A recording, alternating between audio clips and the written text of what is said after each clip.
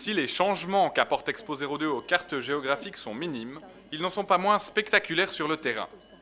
Amarré devant la ville de Morat, le monolithe dessiné par Jean Nouvel est un cube de 34 mètres d'arête qui flotte comme un radeau. Faire flotter l'équivalent d'un bâtiment de 11 étages ne s'improvise pas. Il a fallu préalablement procéder à une série de tests numériques et physiques. Derrière ces derniers, on retrouve deux chercheurs du laboratoire de constructions hydrauliques de l'EPFL. Le LCH a fait fabriquer une maquette du monolithe à l'échelle 1/50e, respectant scrupuleusement les caractéristiques du modèle. Cette maquette a alors été soumise à une série de tests physiques pour répondre au mandat d'Expo 02.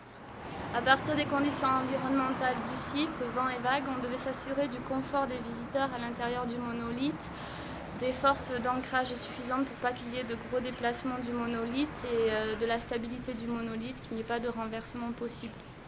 Cette série de photos a été prise dans le bassin à houle du LCH, où le relief du fond du lac de Morat a été reproduit en gris. La maquette est amarrée comme le sera le monolithe, puis chargée de plaquettes en PVC représentant le poids des visiteurs.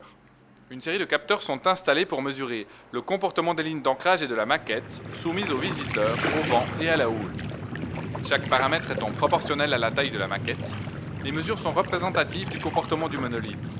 Le problème, c'est qu'il faut savoir à quoi ce comportement peut être comparé. Comme c'est un projet inédit de construction flottante, il a fallu quitter les normes classiques des bâtiments et se rabattre aux normes des navires. C'est donc un paquebot la référence pour que les visiteurs du monolithe n'éprouvent pas le mal de mer, même dans la tempête. Le bâtiment a d'ailleurs été immatriculé comme bateau. Les résultats obtenus par le LCH sur sa maquette étaient similaires aux tests numériques de deux autres laboratoires mandatés.